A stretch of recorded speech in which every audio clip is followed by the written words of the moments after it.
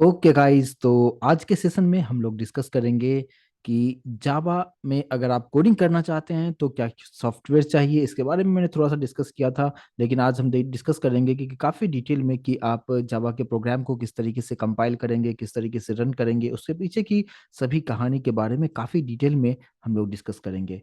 और यहाँ पे सबसे पहले तो आपको, अगर आप जावा रन करना चाहते हैं तो आपके सिस्टम में जेडीके इंस्टॉल होना चाहिए। बट जेडीके इंस्टॉल होना तो वेल एंड गुड है, क्योंकि जेडीके के बिना आप जावा को रन नहीं कर सकते। तो जेडीके तो आपके पास कंपलसरी तौर पे आपके सिस्टम में इंस्टॉल होना चाहिए। और अगर मैं थोड़ा सा आपको बताऊं कि वैसे मैं लास्ट सेशन में भी डिस्कस किया था कि जेडीके कहाँ से डाउनलोड करना है, इंस्टॉल करना है और क्या क्या सॉफ्टवेयर लगता है। तो दो सॉफ्टवेयर आपको जरूरत है, एक जेडीके, और बेसिक कंसेप्ट को समझने के लिए हम लोग यूज करेंगे नोटपैड प्लस प्लस। लेकिन आप में से कोई बता रहे हैं कि इक्लिप्स भी यूज कर सकते हैं, डेफिनेटली इक्लिप्स भी आप यूज कर सकते हैं। और बहुत सारे सॉफ्टवेयर्स हैं, बहुत सारे एडिटर्स हैं जिसके हेल्प से आप जावा के प्रोग्राम को आप वहां पे लिख के आप उसको कंपाइल करके रन कर सकते हैं। बट एज ए बिगनर्स मैं आपको यही सजेस्ट करूंगा कि अगर आप कुछ सीखना चाहते हैं और बेसिक कंसेप्ट्स को अगर समझना चाहते हैं तो डायरेक्टली इक्लिप्स आप यूज ना करें। क्योंकि अगर आपने इक्लिप्स अगर यूज किया है तो आपको इतना तो जरूर पता होगा कि जब भी आप वहाँ पे कोडिंग करते हैं तो एक तो इंटेलिजेंस ऑटोमेटिक आता है। रन करने के लिए जस्ट एक बटन है, जस्ट उस पर क्लिक कर देंगे और आपको आउटपुट मिल जाता है, जो कि सबसे बड़ा प्रॉब्लम वहाँ पे होता है। लेकिन आपसे इंटरव्यू में पूछा जाता है कि कैसे वहाँ पे रन होता है, यानी कंपाइलेशन का क्या प्रोसेस है, कंपाइलेशन मतलब होता क्या है, आप उसको एग्जीक्यूट कैसे कर सकते हैं, जो कि ये सब चीज़ें आप क्लिप्स में आप नहीं कर सकते हैं। और डायरेक्टली वहाँ पे जस्ट एक बटन है, क्लिक किया और आपको आउटपुट मिल जाता है। तो इसलिए आप कोई भी ऐसा एडिटर यूज करें जिसके हेल्प से आप कोडिंग तो कर सकते हैं, लेकिन जिसको कंपाइल और रन करने के लिए कमांड प्रॉम्प्ट की हेल्प लगे। कमांड प्रॉम्प्ट आपके सिस्टम में बाय डिफॉल्ट होता है। जस्ट सर्च बार में आप CMD टाइप करेंगे, एक ब्लैक स्क्रीन ओपन हो जाएगा और उसी को हम कमांड प्रॉम्प्ट कहते हैं। तो इसलिए कमांड प्रॉम्प्ट के थ्रू पहले चीज़ों को समझना आप देखें, उसके बाद फिर आप बेहतर तरीके से कंसेप्ट को आप समझ पाएंगे। तो ये दो पर्टिकुलर सॉफ्टवेयर्स हैं जो एज ए बिगनर्स आपको कंपलसरी तौर पे आपको यूज करना जरूरी है। और जेडीके डाउनलोड करना, इंस्टॉल करना बहुत ही इजी है। तो मैं थोड़ा सा आपको जेडीके के बारे में पहले एक्सप्लेन करूं कि जेडीके होता क्या है और इसके अंदर का जो स्ट्रक्चर है वो किस तरीके से रहता है, क्योंकि कभी कभी आपको इंटरव्यू में इसके बारे में भी पूछा जाता है। तो इसका जो जस्ट फुल फॉर्म की अगर हम बात करें तो वो होता है क्या, सभी लोग जानते होंगे कि जावा डेवलपमेंट किट इसको कहते हैं। ठीक है। और ये जो जावा डेवलपमेंट किट जो है, ये आप जब इंस्टॉल करते हैं अपने सिस्टम में, इंस्टॉलेशन होने के बाद आप इसके हेल्प से जावा के प्रोग्राम को आप कुछ बिल्ड करना चाहते हो, यानी आप कंपाइल करके आप कुछ सॉफ्टवेयर्स बनाना चाहते हैं, तो कंपलसरी तौर पे आपके सिस्टम में जेडीके होना चाहिए। मतलब एज ए प्रोग्रामर अगर आप काम करना चाहते हैं तो आपके सिस्टम में कंपलसरी तौर पे जेडीके इंस्टॉल होना चाहिए। और यानी आप सिंपली आप ये बोल सकते हो क्या कि इसके हेल्प से आप क्या कर सकते हो, आप डेवलप कर सकते हो, आप डेवलप एंड रन कर सकते हो, रन द जावा एप्लीकेशन।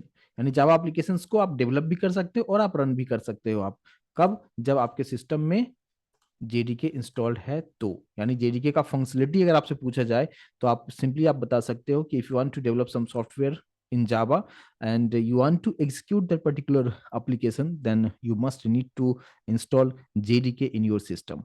इसके बाद फिर आपसे पूछा जाता है कि जेडीके के अंदर में और क्या दूसरे और भी कंपोनेंट्स होते हैं क्या, तो उसको भी आप यहाँ पे समझिए। देखिए मैं थोड़ा सा इसको क्लियर करके आपको समझाने की कोशिश करता हूँ। देखिए कुछ इस तरीके से आप समझिए कि ये जो है, आप समझिए कि ये जो है ये जेडीके है। ठीक है, ये क्या है, जेडीके है, जावा डेवलपमेंट किट है।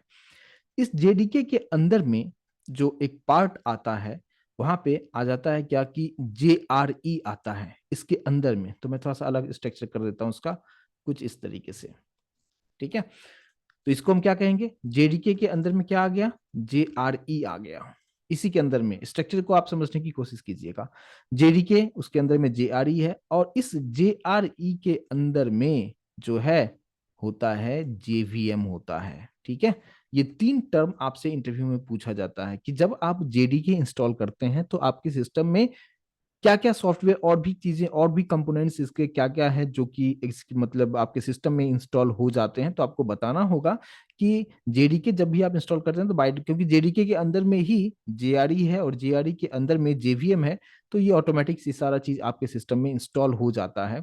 फिर आपसे पूछा जाता है क्या कि तीनों का क्या अलग अलग कुछ रूल है, मतलब क्या रोल है, उस चीज को समझिए। जेडीके के बारे में मैंने आपको क्या बताया कि अगर आप जावा को आप डेवलप करना चाहते हैं, यानी कुछ सॉफ्टवेयर को डेवलप करना चाहते हैं जावा में, प्लस आप उसको रन भी करके चेकआउट करना चाहते हैं कि आपने जो भी एप्लीकेशन आप डेवलप आपने किया है वो प्रॉपर तरीके से काम कर रहा है या नहीं कर रहा है, तो उसके लिए कंपलसरी तौर पे आपके पास जेडीके होना ही चाहिए। और जेडीके है तो ये इसका मतलब ये सारा चीज आपके सिस्टम में इंस्टॉल है। फिर आपसे पूछा जाता है कि तो जेआरई का क्या रोल है ना। तो जेडीके का मतलब समझ में आ गया होगा कि एग्जीक्यूशन, यानी डेवलप करना और एग्जीक्यूट करना, दोनों ही चीजें करना हो, यानी development and execution, execution of Java application.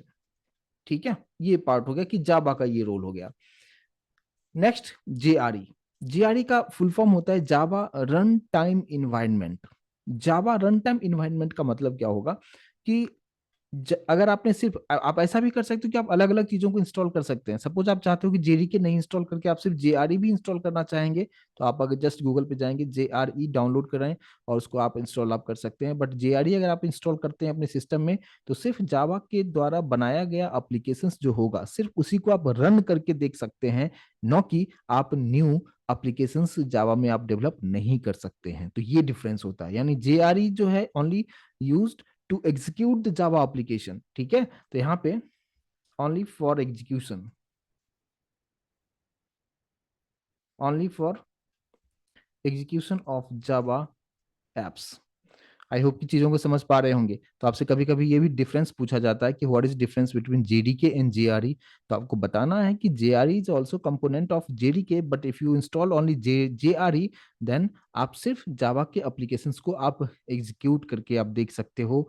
आप न्यू एप्लीकेशंस जावा में आप डेवलप नहीं कर सकते हो अगर आपके सिस्टम में सिर्फ जेआरई है तो। ठीक है, तो ये दो पार्ट आपको समझ में आ गया होगा, डिफरेंस भी आप बता सकते हैं। और उसके बाद जो लास्ट पार्ट, जो पार्ट है सबसे अंदर जो होता है, वो होता है जेवीएम, जिसको कहते हैं Java virtual machine. Java virtual machine, और इसके बारे में अभी बहुत ही डिटेल में हम डिस्कस करेंगे कि इसका एक्चुअल रोल क्या है, और इसी की वजह से आप किसी भी जावा प्रोग्राम को आप प्रॉपर तरीके से आप रन कर पाते हो। और वहाँ पे एक बाइट कोड का कंसेप्ट आता है कि बाइट कोड को वो बाइनरी में कैसे कन्वर्ट करता है, वो सब चीज़ों के बारे में काफ़ी डिटेल में डिस्कस करेंगे। लेकिन अभी आपको सिर्फ इतना मैं समझाने की कोशिश किया कि आप जब भी जेडीके जब इंस्टॉल आप करते हैं तो उसका स्ट्रक्चर क्या होता है, और इस स्ट्रक्चर के बारे में आपको पता होना चाहिए कि जेडीके के अंदर जेआरई होता है, जेआरई के अंदर में जेवीएम होता है। जेडीके का मतलब यह है कि अगर आपने इंस्टॉल किया हुआ है तो आप न्यू एप्लीकेशन, यानी जावा का न्यू एप्लीकेशन आप डेवलप कर सकते हैं एज अ प्रोग्रामर, प्लस उसको आप रन करके भी देख सकते हैं। दूसरा, जेआरई का मतलब कि अगर आपने सिर्फ जेडीके इंस्टॉल नहीं किया, सिर्फ जेआरई को सेपरेटली आपने इंस्टॉल करते हैं अपने सिस्टम में, तो आप सिर्फ और सिर्फ जावा के से बना हुआ जो एप्लीकेशंस होगा या जो सॉफ्टवेयर्स होंगे सिर्फ उसी को आप रन करके देख सकते हैं, आप न्यू एप्लीकेशंस डेवलप नहीं कर सकते हैं। जेवीएम का काम क्या है? जेवीएम का काम बहुत ही कॉम्प्लिकेटेड तो नहीं हम बोल सकते हैं, लेकिन आप जो जावा एप्लीकेशंस को बनाते हैं उसको रन करने के लिए इसका यूज किया जाता है जावा वर्चुअल मशीन का। और ये बाइट कोड को कन्वर्ट करता है बाइनरी में। अभी बाइट कोड क्या है, बाइनरी क्या है, थोड़ी देर में हम उसके बारे में डिस्कस करेंगे, बट मैं उम्मीद करता हूँ कि इतना इस चीज को आप बेहतर तरीके से समझ पाए होंगे। प्लीज एक बार कंफर्मेशन जरूर दें अगर समझ में आ गया तो। ठीक है, चलिए अब बात करते हैं कि इसको डाउनलोड कहाँ से करें। आप में से कुछ पूछ रहे हैं, लेकिन मैंने लास्ट सेशन में बताया था, बट फिर भी यहाँ पे मैं आपके लिए जस्ट डाउनलोड करके तो नहीं दिखाऊंगा, क्योंकि ऑलरेडी मैंने इंस्टॉल किया था और आप लोगों को लास्ट सेशन में भी हमने डिस्कस किया था। तो देखिए आपको सिंपली करना क्या होता है, यहाँ पे गूगल पे, आई होप कि सभी लोगों को गूगल पेज दिख रहा होगा। यस, दिख रहा है। चलिए देखिए यहाँ पे आपको सिंपली जेडीके डाउनलोड, गूगल पे जाएं और सर्च में आप लिख दें जेडीके डाउनलोड, सिर्फ इतना आपको लिखना है, जेडीके डाउनलोड। अगर आप लिख देते हैं उसके बाद आप बहुत ही आराम से इस चीज को आप कर पाएंगे। कैसे कर पाएंगे, देखिए आप यहाँ पे क्या करेंगे, जो फर्स्ट लिंक है जैसे इस लिंक को आप ओपन करेंगे, जैसे इसको ओपन करते हैं, ओपन करने के बाद जावा 19 और जावा 17 अभी अवेलेबल है, और जावा 19 सबसे अपडेटेड है आज के डेट में। और जावा 19 यहाँ पे जो है, यहाँ पे अभी आपके पास ऑप्शन है कि अगर आपको जावा 17 आपको डाउनलोड करना है या आपको 19 इंस्टॉल करना है। तो मैं 19 की अगर मैं बात करूँ, तो उसके बाद फिर यहाँ पे तीन अलग अलग ऑपरेटिंग सिस्टम के बारे में बताता है कि लिनक्स आपको आप यूज करते हो या मैक यूज करते हो, या आप विंडोज यूज करते हो। तो मैं यहाँ पे जो है विंडोज यूज करता हूँ, तो मैं विंडोज पे चला जाऊंगा और ये जो लिंक आप देख रहे हो X64 इंस्टॉलर, यहाँ पे आपको आना है और इस पर्टिकुलर लिंक को क्लिक करेंगे। जैसे इस लिंक को आप क्लिक करेंगे, डाउनलोड यहाँ पे नीचे आप देख पाएंगे स्टार्ट हो चुका है और डाउनलोड होना स्टार्ट हो चुका है, और चंद सेकंड में ये डाउनलोड होकर रेडी हो जाएगा। जैसे ये डाउनलोड हो जाता है जस्ट डबल क्लिक करना है और नेक्स्ट नेक्स्ट नेक्स्ट नेक्स्ट करना है और इंस्टॉल हो जाएगा। सिंपल सा सॉफ्टवेयर होता है, इसको आप इंस्टॉल कर लेंगे।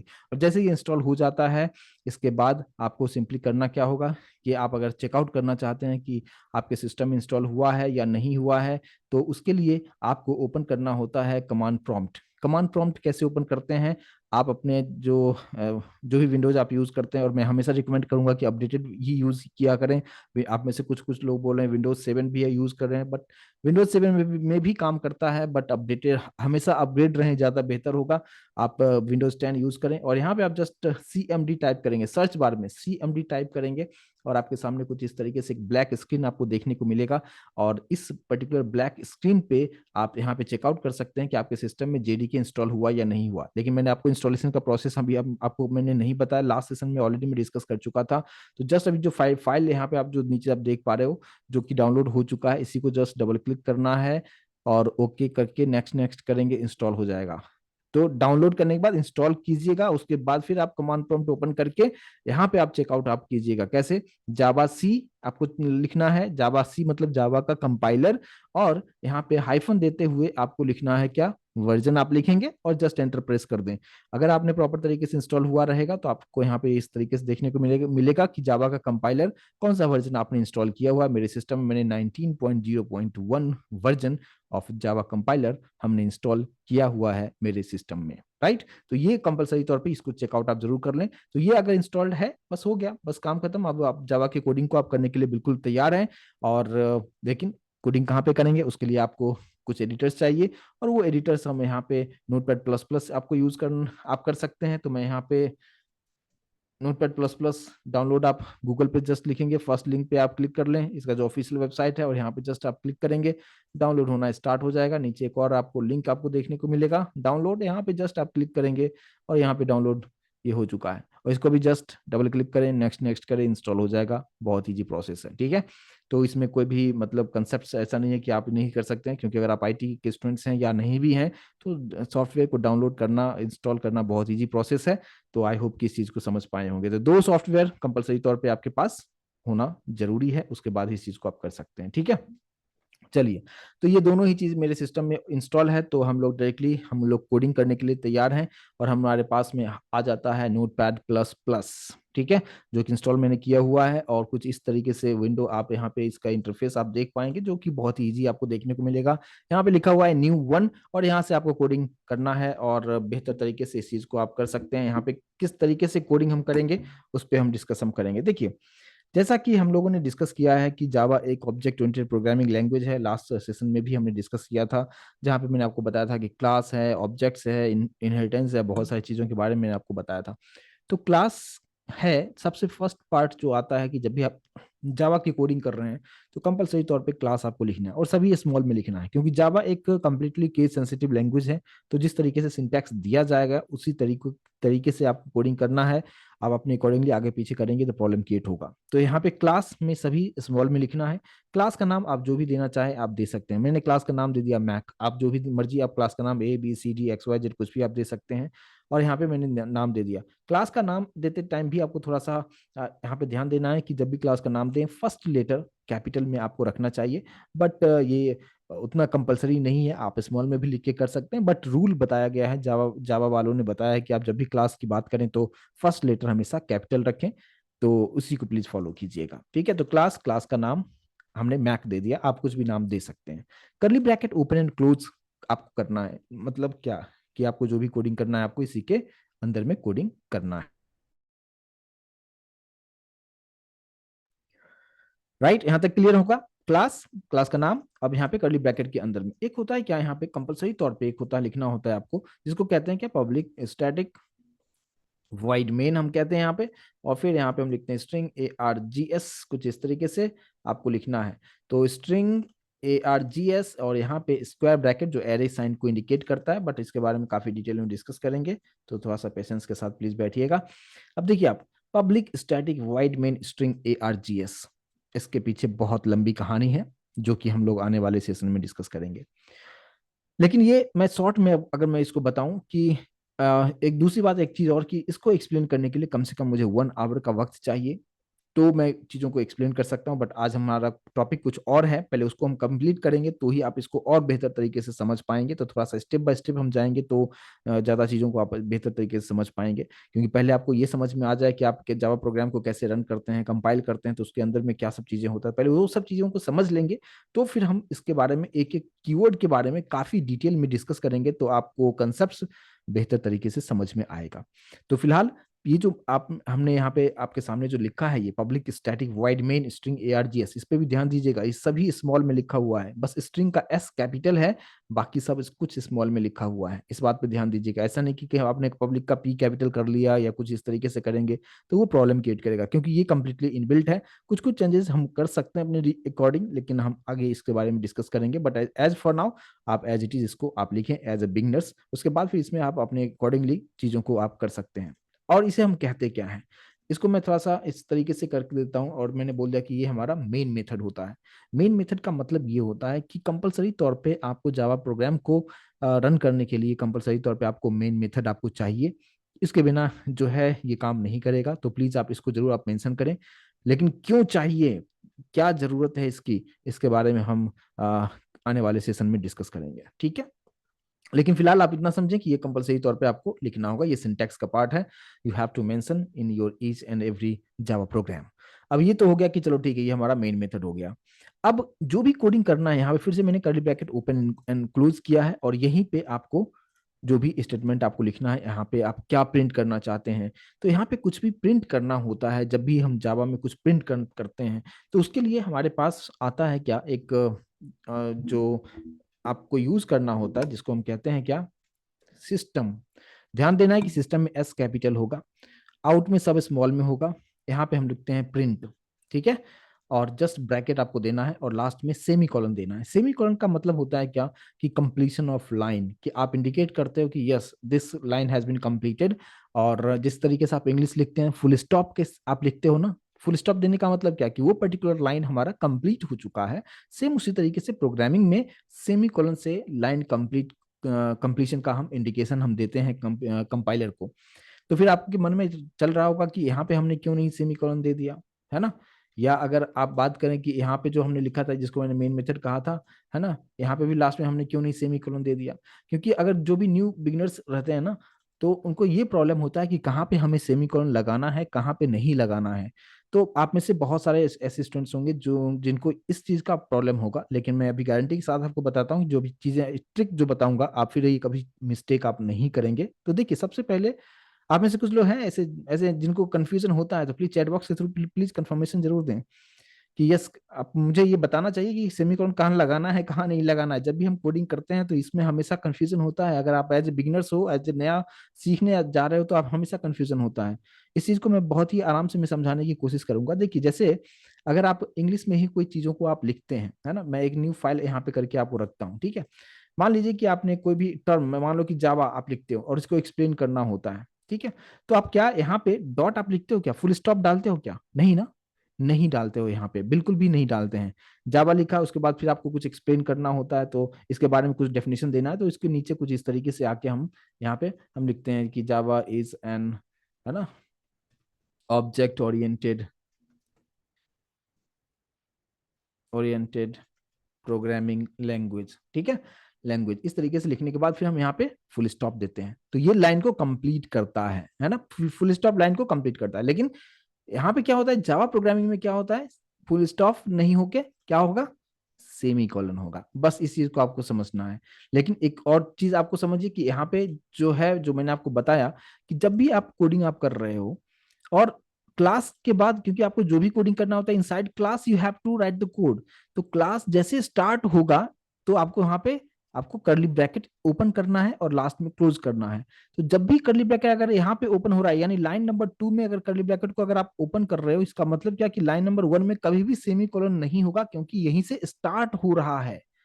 तो कंपाइलर क्या समझेगा, कि अगर आपने यहाँ पे सेमी कोलन दे दिया, तो कंपाइलर क्या करता है कि फ्लो ऑफ एग्जीक्यूशन जो होता है जावा में हमेशा टॉप टू बॉटम होता है, आप लाइन बाय लाइन एग्जीक्यूट वो कर चीजों को करता है। तो अगर आपने सेमी कॉलन यहीं पे अगर आप दे देते हो तो कंपाइलर को लगेगा कि लाइन खत्म हो गया, कहानी खत्म, अब आगे हमें जाना नहीं है, मतलब वो इसके अंदर वो नहीं एंटर करेगा और वहीं पे वो टर्मिनेट कर देगा, वो सिर्फ इसी को वो चीजों को समझेगा, रीड करेगा और वो नीचे नहीं आएगा, इस कर्ली ब्रैकेट के अंदर नहीं जाएगा। यानी ये सेमी कॉलन लगाने का मतलब कि दरवाजा बंद हो चुका है कंपाइलर के लिए। समझ में आ रहा होगा। लेकिन मुझे तो यहाँ से मैंने स्टार्ट किया है, मैंने कंपाइलर को बता रहा हूँ कि इसके अंदर तुम जाओ और चीजों को देखो समझो और उसके अकॉर्डिंगली मुझे आउटपुट दे दो। तो इसलिए हम यहाँ पे सेमीकोलन नहीं देंगे, क्योंकि यहाँ से मैं कंपाइलर को अलाउ कर रहा हूँ कि तुम अंदर जाओ और फिर इसको देखो आप। और फिर यहाँ पे भी हम सेमीकोलन नहीं देंगे, क्योंकि इस ये मेथड के अंदर में कुछ चीज लिखा गया है। यहाँ पे भी आप देखो कर्ली ब्रैकेट स्टार्ट हुआ है, इसका मतलब जिस लाइन में आपने कर्ली ब्रैकेट को स्टार्ट किया है उसके जस्ट ऊपर वाले में कभी भी हम सेमीकोलन नहीं लिखेंगे। राइट। अब देखो यहाँ पे हमने क्यों लिख दिया सेमीकोलन, क्योंकि इसके बाद यहाँ पे क्लोज है, बस खत्म, कहानी यहीं पे खत्म हो चुकी है, हम यहाँ पे सेमीकोलन देके हम क्लोज कर देंगे, यानी कंपाइलर को समझ में आ जाएगा ओके ये हमारा लास्ट स्टेटमेंट हो गया, खत्म हो गया। ठीक है। तो इस तरीके से आपको समझना है, यानी कर्ली ब्रैकेट जब भी ओपन होगा तो उसके ऊपर वाली लाइन में कभी भी सेमीकोलन नहीं होगा। और यहाँ पे सेमीकोलन क्यों हुआ, क्योंकि इसके नीचे कहीं पे भी ओपन नहीं है, आप देख सकते हो ये क्लोजिंग है इसीलिए। आई होप कि इस चीज को समझ पाए होंगे, सिंपल सा ट्रिक मैंने आपको बताया है, आई होप कि इस चीज को समझ पाए होंगे। और ये जो system dot out dot print हमने लिखा है, और इसका मतलब है कि अगर आपको जावा के हेल्प से आप कुछ आउटपुट आप प्रिंट करना चाहते हो आउटपुट स्क्रीन पे, तो उसके लिए हम ये चीजों को हम लिखते हैं system dot out dot print. लेकिन इसके पीछे बहुत लंबी कहानी है कि सिस्टम क्या है, आउट क्या है, प्रिंट क्या है। मैं भी उतना डिटेल में अभी नहीं जाऊंगा, क्योंकि सिर्फ इसको एक्सप्लेन करने में कम से कम 45 मिनट्स लगेंगे। लेकिन फिलहाल अभी आप इतना समझिए कि system dot out dot print के हेल्प से हम आउटपुट प्रिंट कर सकते हैं, यानी आउटपुट क्या चाहिए आपको वो पर्टिकुलर मैसेज आप इसके अंदर आप दे सकते हैं, लेकिन सिस्टम में एस कैपिटल हो इस बात पे ध्यान देना है। और इस ब्रैकेट के अंदर आप डबल कोट के अंदर आप जो कुछ भी लिखेंगे, मैंने यहाँ पे लिख दिया हेलो एवरीवन। ठीक है। ये एक जस्ट एक मैसेज मुझे प्रिंट करना है, और ये पर्टिकुलर मैसेज जो है मुझे आउटपुट स्क्रीन पे दिखाना है। जब इस पर्टिकुलर प्रोग्राम को आप रन करेंगे तो मुझे ये पर्टिकुलर मैसेज फाइनल यूजर को दिखाना है, और ये मैंने यहाँ पे लिखा है। ठीक है। अब ये सिंपल सा कोड हो चुका है, अब बात करते हैं कि इसको हम पहले सेव कर लें, कि सेव हम कैसे करेंगे और फिर इसको हम कंपाइल कैसे करेंगे, उसको रन कैसे करेंगे। तो अब देखिए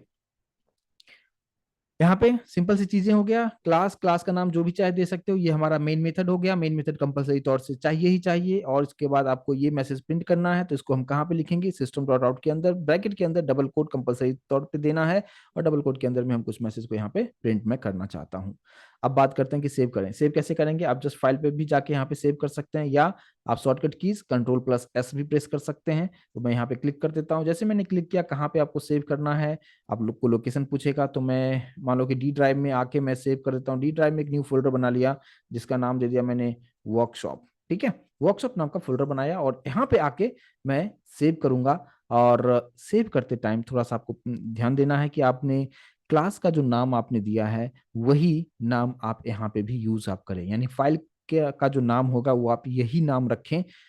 लेकिन इसके पीछे भी बहुत लंबी कहानी है। ठीक है। लेकिन फिलहाल अभी आप इतना करें कि जो क्लास का नाम हो वही आप रखें, केस सेंसिटिव है इसलिए एम, यहाँ पे मैक में एम कैपिटल है तो यहाँ पे भी उसी तरीके से रखेंगे, अदरवाइज प्रॉब्लम क्रिएट करेगा। तो मैक में एम कैपिटल है तो उसी तरीके से मैंने रखा मैक। और एक्सटेंशन डॉट जावा कंपलसरी तौर पे आपको देना है, इस बात पे भी ध्यान देना है कि एक्सटेंशन डॉट जावा होना चाहिए। और यहाँ पे हम सेव बटन पे क्लिक कर देंगे, जैसे हम सेव करेंगे ये फाइल हमारा सेव हो चुका है। और अब ये सेव हो चुका है, यानी अब ये कैसे रन होगा, है ना, ये तो कोडिंग हमने कर लिया, यानी आपने जेडीके डाउनलोड किया, इंस्टॉल कर लिया, और आपने चेकआउट भी कर लिया कि आपके सिस्टम में जेडीके इंस्टॉल हुआ या नहीं हुआ, कौन सा वर्जन इंस्टॉल हुआ, वो भी मैंने आपको कमांड प्रॉम्प्ट के थ्रू आपको यहाँ पे जो ये ब्लैक स्क्रीन था वहां पे मैंने आपको बताया कि यस जेडीके इंस्टॉल था। फिर मैंने आपको बताया कि आप नोटपैड प्लस प्लस आप डाउनलोड कर लीजिए, उसको इंस्टॉल कर लीजिए, वहां पे मैंने कुछ जो है 6-7 लाइन का मैंने कुछ कोड लिख दिया आपको, और मेरा टारगेट है कि ये मुझे आउटपुट मिलना चाहिए। तो ये तो इक्लिप्स है नहीं कि जस्ट रन बटन पे यहाँ पे क्लिक करो और आउटपुट आपको मिल जाएगा। आप बेसिक कंसेप्ट समझना चाहते हैं तो आपको करना क्या है कि कमांड प्रॉम्प्ट के थ्रू इस प्रोग्राम को किस तरीके से कंपाइल करेंगे, रन करेंगे, उसको हम समझने की कोशिश करते हैं। सबसे पहले ये फाइल जो मैंने सेव किया है मैक डॉट जावा, अब आपसे इंटरव्यू में क्या पूछा जाता है कि मैक डॉट जावा को क्या कहेंगे, आप बोलोगे ये फाइल है, राइट, एक फाइल है जिसका एक्सटेंशन डॉट जावा है। लेकिन आपसे पूछा जाएगा कि हम जावा में इसको क्या कहते हैं। राइट। अब इसको मैं एक्सप्लेन करने के लिए मैं व्हाइट बोर्ड यूज करूंगा और बहुत ही बारीकी से इस चीज को समझिएगा, क्योंकि इस तरीके से मैं गारंटी के साथ कहता हूं कि आपने इस तरीके से चीजों को नहीं समझा होगा जो कि अभी आप समझने वाले हैं। आप में से कुछ लोग समझते होंगे, बट और भी क्लियरिटी आपको मिलेगा, और जो बिल्कुल नहीं समझते होंगे उनको तो 100% चीजों को समझना आसान होगा। देखिए, मैंने अभी फाइल जो बनाया जिसका नाम क्या रखा मैंने, मैक डॉट जावा। ठीक है, फाइल का नाम हमने मैक डॉट जावा रखा। तो आपसे पूछा जाता है इस मैक डॉट जावा को क्या कहेंगे हम। ठीक है, इसको आपको बोलना क्या है कि ये फाइल तो है, बट ये जावा सोर्स फाइल है। क्या मतलब, जावा सोर्स फाइल हमेशा इंग्लिश लैंग्वेज में लिखा जाता है, जो कि मैंने अभी आपके सामने में लिखा है। तो क्या कंप्यूटर इंग्लिश लैंग्वेज को समझता है? सभी से आंसर मुझे चाहिए कि क्या कंप्यूटर जो है इंग्लिश लैंग्वेज को समझता है क्या? बिल्कुल नहीं समझता है, राइट। आप मुझको बोले समझता है, अरे भाई नहीं समझता है। जावा जो है, यानी कोई भी जो कंप्यूटर होता है वो सिर्फ बाइनरी को समझता है। बाइनरी मतलब क्या होता है, सिर्फ 0 और 1 के फॉर्मेट को समझता है। इंग्लिश, हिंदी लैंग्वेज वगैरह वो चीजें नहीं समझता है। ठीक है, तो मैक डॉट जावा के अंदर हमने कुछ कोड लिखा है और उसके थ्रू मुझे कुछ आउटपुट हमें चाहिए। तो आप को करना क्या होगा कि जो जावा का जो सोर्स फाइल है जो कि इंग्लिश लैंग्वेज में है, ठीक है, तो इसीलिए हमने अभी जो मेरे सिस्टम में जो मैंने आपको बताया कि जेडीके आप डाउनलोड करके इंस्टॉल कीजिए। अब यहाँ पे जो आपको क्या करना होता है कि ये जो मैक डॉट जावा जो फाइल है इसे कंपाइल करना होता है। मतलब यहाँ पे एक प्रोसेस आपको करना होगा, क्या, कंपाइलेशन करना होगा, इस पर्टिकुलर फाइल को कंपाइल करना होगा। फिर आपसे इंटरव्यू में पूछा जाता है कि what do you mean by compilation of a Java source file, यानी जावा के सोर्स फाइल को अगर आप कंपाइल करते हो इसका मतलब होता क्या है। तो आपको सिंपली बताना है कि जब भी आप कंपाइल करते हैं किसी भी जावा फाइल को, यानी जो भी जावा का सोर्स फाइल है, जैसे यहाँ पे मैक जिसका नाम है और एक्सटेंशन डॉट जावा है, इसको जब भी आप कंपाइल करते हैं तो ये डॉट जावा जो है, यानी मैक डॉट जावा जो है वो कन्वर्ट हो जाएगा मैक डॉट क्लास फाइल में। समझ में आ रहा है, यानी एक्सटेंशन ऑटोमेटिक चेंज हो जाएगा, और ये चीजें मैं आपको करके दिखाऊंगा। ठीक है, तो मैक डॉट क्लास में कन्वर्ट हो जाएगा। अब आपसे पूछा जाएगा ओके ठीक है, अभी आपने बताया कि जावा जो मैक डॉट जावा है ये जावा का सोर्स फाइल है और आपने कंपाइल किया तो आपने मैक डॉट क्लास फाइल बन गया, अब इसे क्या कहेंगे? ये भी एक फाइल है बट उस जिसका एक्सटेंशन क्लास है। अब इसका नाम क्या है ये आपसे इंटरव्यू में पूछा जाता है। फिर आपको बताना है कि इसे हम कहते हैं बाइट कोड। क्या कहेंगे इसको? बाइट कोड इसको कहा जाता है। अब बाइट कोड का मतलब क्या, मैं ब्रैकेट में लिख देता हूं। बाइट कोड का मतलब होता है क्या, इंटरमीडिएट कोड। इंटरमीडिएट कोड मतलब, इंटरमीडिएट कोड का मतलब क्या कि जिसको ना कंप्यूटर समझ सकता है और ना ही एज ए प्रोग्रामर आप समझ सकते हैं। अब आप बोलेंगे ना कंप्यूटर समझेगा ना ही आप समझोगे, तो ये बनाए किस लिए हो, राइट ना। तो यहां से जावा का सिक्योरिटी एनेबल्ड हो जाता है, जिसे कोई नहीं समझता है। उसके उसे समझने के लिए हमने जो जेडीके इंस्टॉल किया है उसके अंदर में मैंने क्या बताया कि जेडीके के अंदर में जेआरई है, जेआरई के अंदर में जेवीएम है, और वो जेवीएम जो है वो जेवीएम इस बाइट कोड को समझ सकता है और उसके अलावा कोई नहीं समझ सकता है, और इसीलिए जावा को सबसे मोस्ट सिक्योर्ड प्रोग्रामिंग लैंग्वेज कहा जाता है। समझ में आ रहा है? मतलब क्या, मैंने जो अभी आपको पीछे वाले स्लाइड में आपको क्या बताया था कि जेडीके जब इंस्टॉल करते हैं उसके अंदर में क्या आता है, जीआरई। जीआरई के अंदर में क्या होता है, जेवीएम होता है, राइट ना। ये जो अभी चीजें मैंने अभी आपको लास्ट स्लाइड पे व्हाइट बोर्ड पे आपको एक्सप्लेन किया था कि जेडी के अंदर जो है जेआरई है और जेआरई के अंदर में जेवीएम होता है, और मैंने आपको बताया था कि जेवीएम का क्या रोल है। तो जेवीएम का रोल ये है कि ये जो बाइट कोड है इस बाइट कोड को एज ए प्रोग्रामर आप नहीं समझ सकते, न ही आपका कंप्यूटर समझ सकता है। तो इसको समझने के लिए ये जेवीएम का काम होता है कि ये जेवीएम जो है सिर्फ बाइट कोड को ही समझता है।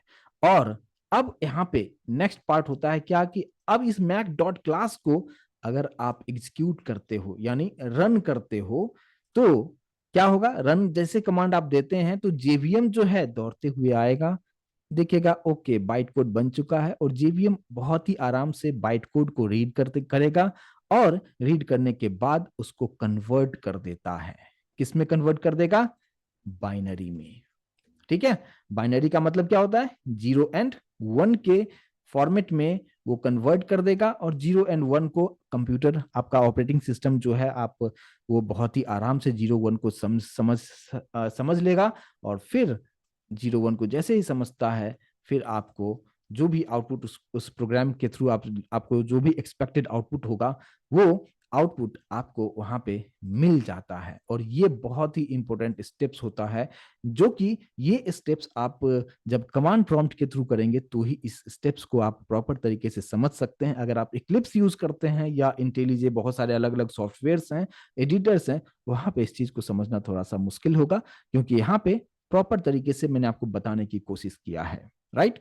तो यहाँ पे मैं एक बार रिकैप इसको करूं कि अभी मैंने क्या सब लिखा। मैंने बताया कि हमने एक फाइल क्रिएट किया जिसका नाम है mac.java, जिसको कहते हैं जावा का सोर्स फाइल है, जो कि कंप्लीटली इंग्लिश लैंग्वेज में लिखा होता है। लेकिन आप जानते हैं कि आपका ऑपरेटिंग सिस्टम जो है, आपका जो कंप्यूटर है, वो इंग्लिश लैंग्वेज को नहीं समझता है। तो यहाँ पे कंपाइलेशन किया जाता है, और कंपाइलेशन जैसे होगा तो वो क्या होगा कि mac.java जो है वो कन्वर्ट हो जाएगा mac.class में। और इस mac.class को हम कहते हैं byte code. But byte code सभी लोग रीड नहीं कर सकता है, सिर्फ जेवीएम ही उसको रीड करके, उसको ट्रांसलेट करके वो 0 और 1 के फॉर्मेट में ले आएगा। और फिर 0 1 फॉर्मेट में जैसे वो कन्वर्ट होगा, फिर आपका कंप्यूटर, आपका ऑपरेटिंग सिस्टम बहुत ही आराम से उसको समझेगा, और फिर उसके अकॉर्डिंगली आपको आउटपुट आपको प्रिंट करके आपको दे देता है। लेकिन अब यहाँ पे सवाल ये है कि कंपाइलेशन करेंगे कैसे। रन, जैसे मैंने आपको जैसे यहाँ पे लिख दिया रन, ऐसे तो होगा नहीं। कंपाइलेशन ऐसे होगा नहीं, आपको कुछ कमांड पास करना होगा। तो कंपाइलेशन कैसे किया जाता है, तो उसके लिए आपको लिखना होता है जावा सी, सभी स्मॉल में लिखना है। और किसे आपको कंपाइल करना है, जैसे यहाँ पे इस केस में फाइल का नाम आपको बताना होगा, तो वो चीज आप यहाँ पे लिख दें। तो ये जैसे आप ये लिखेंगे, इसी को कहते हैं क्या, ये स्टेप होता है, ये कमांड होता है, जिसके हेल्प से you can compile your Java file. ठीक है, ये कंपाइलेशन का हो गया। अब रन कैसे करेंगे, रन करने का कमांड क्या होता है। रन करने के लिए आपको लिखना होता है सिर्फ जावा और सिर्फ क्लास का नाम, जो कि है मैक। यहाँ पे कोई एक्सटेंशन आपको नहीं देना है। तो ये जैसे आप लिखते हैं, ऑटोमेटिक जो है जेवीएम अपना काम करना स्टार्ट करेगा, और 0 1 के फॉर्मेट में कन्वर्ट करेगा, किसे, बाइट कोड को। और फिर आपको जो भी एक्सपेक्टेड आउटपुट है वो आपको मिल जाता है। आई होप कि इस चीज को समझ पाए होंगे। लेकिन अभी जो भी चीजें मैंने बताया, ये आपको प्रैक्टिकली मैं अभी आपको करके दिखाऊंगा, क्योंकि इसको जस्ट मैंने आपको इंटरनल डिटेल आपको बताया कि क्या किसका रोल है। लेकिन अब इसको हम प्रैक्टिकली करेंगे। वापस से मैं अपने कोडिंग पे आऊंगा, और इस कोडिंग पे हम देखते हैं कि यहाँ पे जो भी मैंने कोडिंग लिखा है, और जहाँ फाइल हमने कहाँ पे सेव किया है, उसको किस तरीके से काम करेंगे उसको आप समझिए। देखिए, ये फाइल को मैंने सेव किया है, mac.java नाम से सेव किया है। ठीक है, कहाँ पे सेव किया है मैंने, तो मैंने डी ड्राइव में वर्कशॉप नाम का फोल्डर है, और यहाँ पे मैंने सेव किया हुआ है, जहाँ पे अभी आप देख पाएंगे। सभी लोग प्लीज मुझे कंफर्म करें। यहाँ पे अभी आपको सिर्फ और सिर्फ एक ही फाइल देखने को मिलेगा, जिसका नाम है mac.java। जावा का सिंबल्स आपको नजर भी आ रहा होगा। और अब मुझे यहाँ पे करना क्या है, कमांड प्रॉम्प्ट के हेल्प से रन करना है। कमांड प्रॉम्प्ट कैसे, जस्ट यहाँ पे सर्च में आप टाइप करोगे CMD, आपके सामने कुछ इस तरीके से स्क्रीन आ जाएगा। ठीक है, लेकिन अब आपको बताना होगा कि ये प्रोग्राम है कहाँ पे, पहले वो चीज आप यहाँ पे बताना होगा, ये प्रोग्राम कहाँ पे आपने सेव किया हुआ है। तो बाय डिफॉल्ट हम लोग कहाँ पे हैं, सी ड्राइव में यूजर्स फोल्डर में एडमिन करके कहीं पे अभी जो है पॉइंटर यहाँ पे बता रहा है। लेकिन मुझे जाना है डी ड्राइव में, भी आपके सामने में देख सकते हो लोकेशन, कि डी ड्राइव के अंदर में वर्कशॉप नाम का फोल्डर हमने बनाया है, जहाँ पे mac.java हमारा सेव है। उस लोकेशन पे कैसे जाएंगे, डी ड्राइव में जब भी जाना हो तो हम लिखते हैं डी कोलन लिख के एंटर करेंगे, हम आ चुके हैं डी ड्राइव में। अगर आपको ई ड्राइव में जाना होगा तो आप ई कोलन लिखेंगे, ई ड्राइव में चले जाएंगे। ठीक है, अब हम बात करते हैं क्या, कि चलो ठीक है डी ड्राइव में तो आ गए, बट डी ड्राइव में तो बहुत सारे फाइल्स हैं, लेकिन मुझे कहाँ पे जाना है, वर्कशॉप नाम का फोल्डर में जाना है। तो आपको लिखना है CD, C for change, D for directory, means change करो डायरेक्टरी को, कहाँ, वर्कशॉप में, है ना। वर्कशॉप नाम का जो फोल्डर बनाया है उस पे वो स्विच कर लेगा। अभी आप देखो टी ड्राइव के अंदर में वर्कशॉप लोकेशन पे ये अभी अभी फिलहाल ये यहाँ पे पॉइंट कर रहा है। अब आपको करना क्या है, ये हमारे पास डॉट जावा फाइल बन चुका है, जिसको कि जावा का सोर्स फाइल कहते हैं, बट सोर्स फाइल तो कंप्यूटर समझेगा नहीं।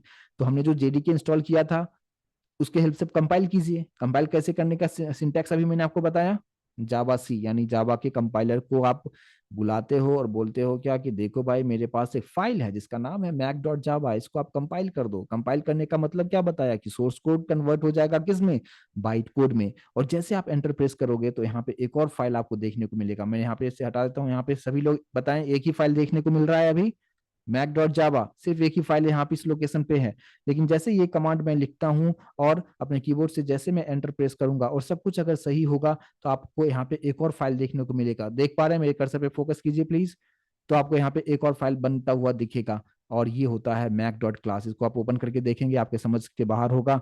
इवन आपका कंप्यूटर भी इसके कोड को नहीं समझ पाता है, क्योंकि ये बाइट कोड होता है, जो कि इंटरमीडिएट कोड होता है, और इसलिए जावा सिक्योर प्रोग्रामिंग लैंग्वेज कहा जाता है, क्योंकि इसको अब रीड कौन करेगा? सिर्फ जेवीएम। जेवीएम आपके सिस्टम में कैसे आता है? जब जेडीके इंस्टॉल करते हैं, बाय डिफॉल्ट जेआरई जेडी सब जेवीएम ऑटोमेटिक आपके सिस्टम में इंस्टॉल हो जाता है। अब आपको जेवीएम को बुलाना होगा, क्योंकि इसके इसे तो आप नहीं आप समझ सकते हो ना आपका ऑपरेटिंग सिस्टम समझ सकता है, क्योंकि इसको अब मुझे जो इंटरमीडिएट जो लैंग्वेज में जो कन्वर्ट कर दिया है, इसे हमें 0 और 1 के फॉर्मेट में कन्वर्ट करना है, ताकि हमारा कंप्यूटर उसको समझ पाए। तो फिर हम कमांड यहाँ पे क्या लिखेंगे?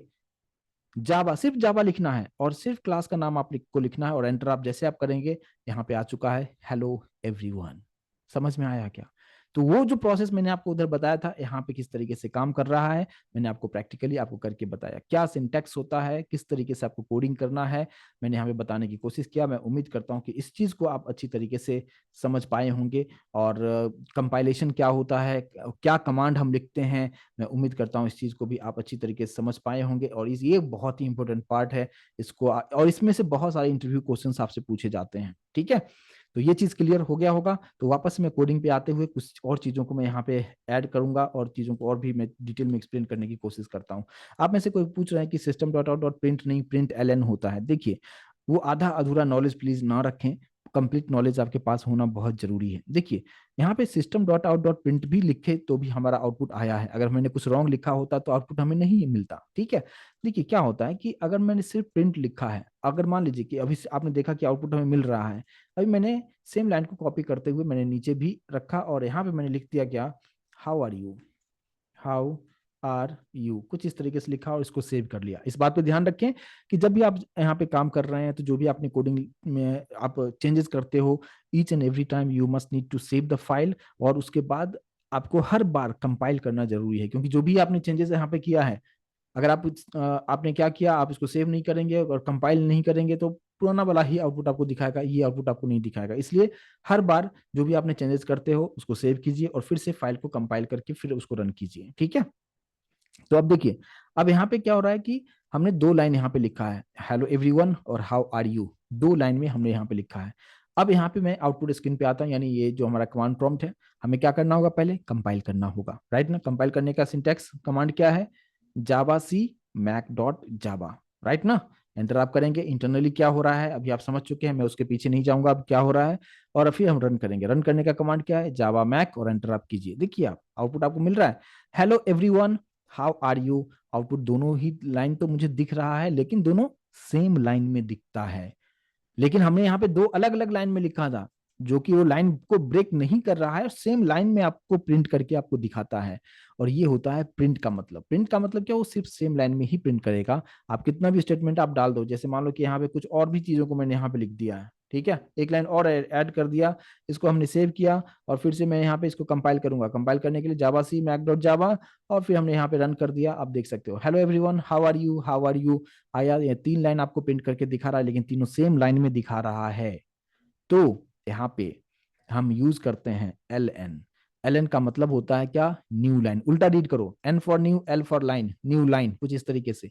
तो ये लिखने का मतलब क्या? अब स्टेटमेंट जो होगा वो नीचे हो जाएगा, लेकिन मैंने सिर्फ एक में एल एन दिया है, बाकी में नहीं दिया है, तो ये फर्स्ट लाइन में आएगा, और नीचे वाले लाइन में ये दोनों ही आएगा। मतलब यानी अभी भी आउटपुट आपको 2 ही लाइन में आएगा, पहले एक लाइन में आ रहा था, अभी 2 लाइन में आएगा। मैंने फिर से कंपाइल करता हूँ और इसको रन करता हूँ। देखो, हेलो एवरीवन आया यहाँ पे, लेकिन हाउ आर यू और हाउ आर यू दोनों सेम लाइन में आया। क्यों? क्योंकि यहाँ पे भी हमने एल एन यूज नहीं किया था। तो यहाँ पे भी मैं एल एन यूज कर देता हूँ।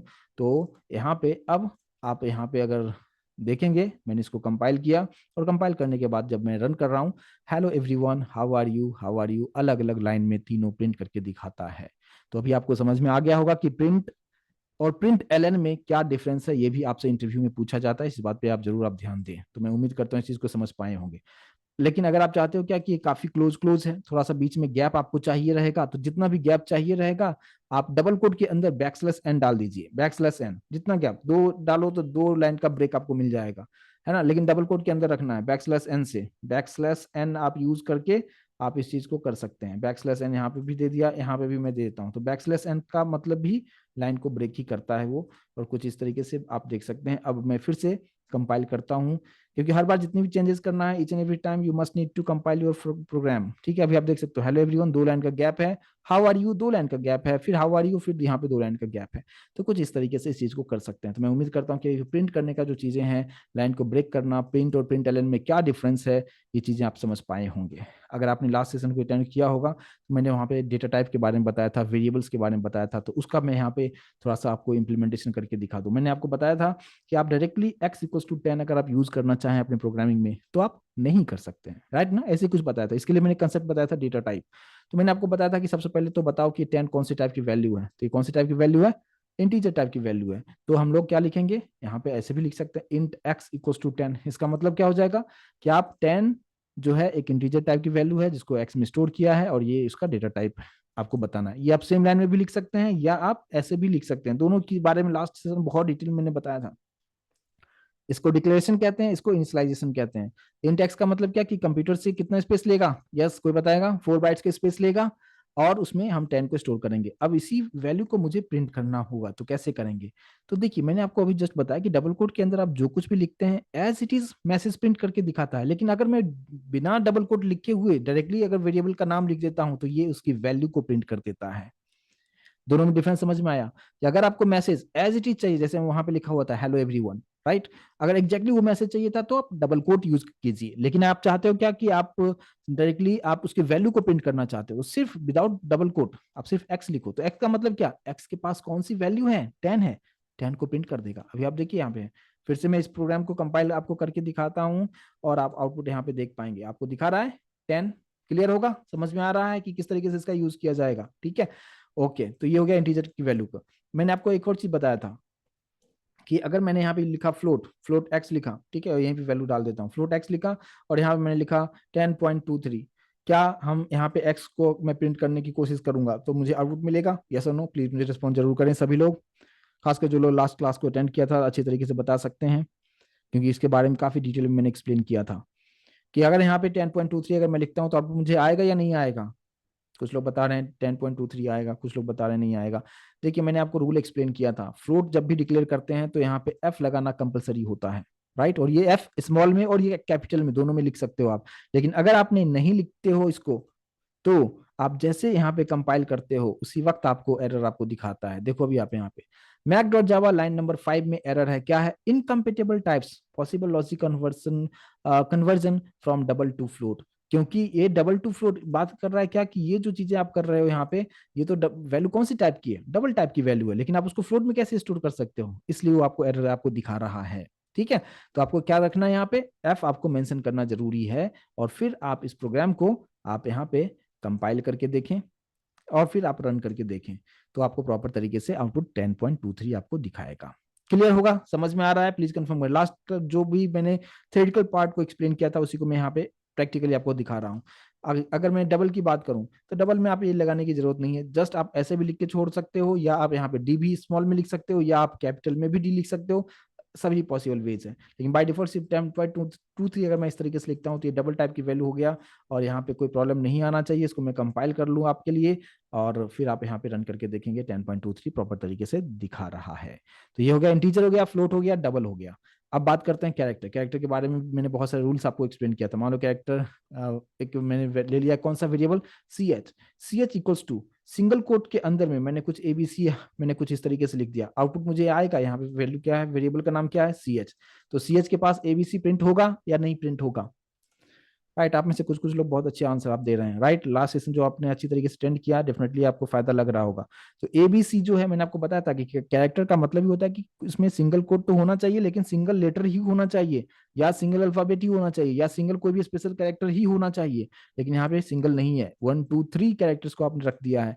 इसीलिए आप जब कंपाइल करेंगे उसी वक्त आपको एरर आपको दिखाएगा, 3 3 एरर दिखा रहा है, एक बार ए के पास दिखा रहा है, बी के पास दिखा रहा है, सी के पास दिखा रहा है। तो इसलिए आपको ध्यान रखना है कि आप सिर्फ एक ही कोई रखें तो ही आप इस चीज को कर सकते हैं। जैसे यहाँ पे ए लिखा हुआ है तो बिल्कुल प्रॉपर तरीके से यहाँ पे काम करेगा। मैंने इसको कंपाइल किया और कंपाइल करने के बाद मैंने रन किया, ये आपको प्रिंट करके दिखा रहा है। समझ में आ रहा है? तो प्लीज मुझे कंफर्मेशन जरूर दें कि जो चीजें मैंने लास्ट सेशन जो बताया था और किस तरीके से यहाँ पे एक्चुअल में हो रहा है, क्लियर होगा। अच्छा, अब मान लो कि यहाँ पे मैंने लिखा क्या, 52 लिखा, काम करेगा क्या? 52 काम करेगा? बिल्कुल नहीं करेगा, क्योंकि आप जानते हैं कि सिंगल कोट के अंदर सिंगल लेटर ही होना चाहिए। आप देख सकते हैं यहाँ पे भी आपको दो एरर आपको दिखा रहा है, तो इसलिए। लेकिन अगर आप सिर्फ 5 को लिखते हो या सिर्फ 2 को लिखते हो, वो काम करेगा, ठीक है। तो यहाँ पे जैसे सिर्फ हमने 5 लिखा हुआ है, और अब अगर इसको मैं कंपाइल करता हूँ और फिर अगर मैं यहाँ पे रन करता हूँ, तो ये प्रॉपर तरीके से आंसर आता है। और ये बहुत कंफ्यूजिंग वाला सवाल था जो मैंने लास्ट सेशन में भी क्लियर किया था कि कैरेक्टर का मतलब ही होता है क्या, कि आप सिंगल कोड के अंदर सिंगल लेटर भी रख सकते हो, आप सिंगल अल्फाबेट भी हो सकता है, इवन सिंगल आप कोई भी स्पेशल कैरेक्टर भी रख सकते हो। अच्छा, देखो आप ऐसे भी आप रख सकते हो। देखो आप, आपसे इंटरव्यू में ऐसा भी पूछा जाता है, सिंगल कोट रखा और सिर्फ स्पेस लिख के छोड़ दिया, क्या मुझे एरर दिखाएगा क्या? तो मैं आपको बता दूं, जो स्पेस आप देते हो ना, स्पेस भी एक वैलिड जो है एक कैरेक्टर है, तो इसलिए ये भी काम करेगा, आपके प्रोग्राम में एरर नहीं आएगा। देखिए यहाँ पे मैंने सिर्फ स्पेस बीच में दे के छोड़ दिया है, और अगर मैं यहाँ पे कंपाइल करता हूँ, कंपाइल किया, सब कुछ ओके है, जब मैं रन करता हूँ तो आउटपुट आपको स्पेस दिया है, क्योंकि स्पेस को आप देख नहीं सकते हैं, यहाँ पे स्पेस उसने प्रिंट किया है, लेकिन ठीक है। तो ये भी एक वैलिड कैरेक्टर होता है। इसके बाद हमने बात किया था बुलियन के बारे में, है ना। बुलियन भी एक डेटा टाइप है। मान लो कि नाम कुछ भी दे देता हूँ, सी एच ही दे दिया, नाम कुछ भी दे सकते हैं, वेरिएबल का नाम।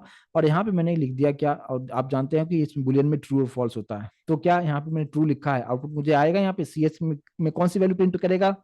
प्लीज रिस्पॉन्ड जरूर करें, क्या हो सकता है यहाँ पे, ट्रू अगर मैंने लिखा है, ये प्रिंट होगा या नहीं होगा? अरे भाई, ऐसा कैसे, सभी लोग बोल रहे हैं आएगा आएगा, चलो दो तीन लोग सही भी बता रहे हैं। देखिए, मैंने आपको बताया था कि जो ट्रू और फॉल्स होता है वो हमेशा सभी स्मॉल लेटर में होगा। ये जो टी लिखा है वो कैपिटल में है, और ये काम नहीं करेगा। तो जब भी बुलियन की बात करते हैं, ट्रू फॉल्स तो होता है, लेकिन सभी स्मॉल में होना चाहिए। इसलिए यहाँ पे देखो दिखा रहा है, यहाँ पे कैन नॉट फाइंड सिंबल बता रहा है कि जो ट्रू में जो टी लिखे हो उसके समझ के बाहर है, इसलिए आपको ये एरर दिखाता है, क्योंकि यहाँ पे जो भी चीजें होता है ये ट्रू और फॉल्स सभी स्मॉल में होता है। अब आप यहाँ पे अगर लिखते हो कि सी एच के पास कौन सी वैल्यू है, ट्रू है, तो ये प्रॉपर तरीके से अभी आपको प्रिंट करके यहाँ पे दिखाएगा। इसको मैंने कंपाइल किया, और ये मैंने लास्ट सेशन में भी डिस्कस किया था। यहाँ पे आप देख सकते हैं ट्रू आपको प्रॉपर तरीके से दिखा रहा है। तो ट्रू और फॉल्स यहाँ पे जो भी आप वैल्यू देते हैं वो प्रॉपर तरीके से यहाँ पे प्रिंट करके दिखाएगा। इसको भी मैंने यहाँ पे कंपाइल कर दिया है, और हमने रन करके दिखाया, ये प्रॉपर तरीके से यहाँ पे काम करेगा, कोई प्रॉब्लम यहाँ पे क्रिएट नहीं होता है। तो मैंने यहाँ पे सभी टाइप की वैल्यू को मैंने आपको बताया कि किस तरीके से हम करेंगे अपने प्रोग्रामिंग में, किस तरीके से यूज करेंगे। मैं उम्मीद करता हूँ समझ सकते हैं। आप सिंपल से कैलकुलेशंस भी ऐसे भी कर सकते हो, जैसे x y z, int x comma y comma z. इसका मतलब क्या, कि हमने कंप्यूटर से 3 स्पेस लेना है, यानी एक का नाम एक्स होगा, एक का नाम वाई होगा, एक का नाम जेड होगा। मान लो कि एक्स में हमने 10 दे दिया, वाई की वैल्यू हमने 20 दे दिया, जेड की वैल्यू हमने एक्स प्लस वाई दे दिया। तो कितना, अगर मैं आपको यहाँ पे जेड को प्रिंट करके दिखाऊं तो क्या होगा, दोनों का एक्स प्लस वाई यानी 10 प्लस 20, 30 हो जाएगा, जेड में स्टोर हो जाएगा। और अभी आप यहाँ पे अगर आप इसको सिंपल आप कंपाइल कीजिए और रन कीजिए, आपको आंसर यहाँ पे 30 आपको दिखाता है। तो इस तरीके से आप कोई भी मैथमेटिकल ऑपरेशंस को आप यहाँ पे परफॉर्म कर सकते हैं, प्लस माइनस मल्टीप्लिकेशन डिवीजन, आप मॉडुलस वगैरह सब कुछ आप यहाँ पे कर सकते हैं। बट मैं उम्मीद करता हूँ इस चीज़ को समझ पाए होंगे। तो आज के सेशन का मेरा मोटो ये था कि मैं आपको ये बताऊं, कि आपको ये बताया कि आप क्लास में यहाँ पे जो कोडिंग है वो किस तरीके से करेंगे, यहाँ पे कंपाइल क्या होता है, कंपाइलेशन क्या होता है, आप उसको एग्जीक्यूट कैसे करते हैं, जेवीएम किस तरीके से काम करता है, कंपाइलेशन का मतलब क्या होता है, हर चीज के बारे में काफी डिटेल में बताया। एक सिंपल सा प्रोग्राम आपको रन करके आपको दिखाया यहाँ पे।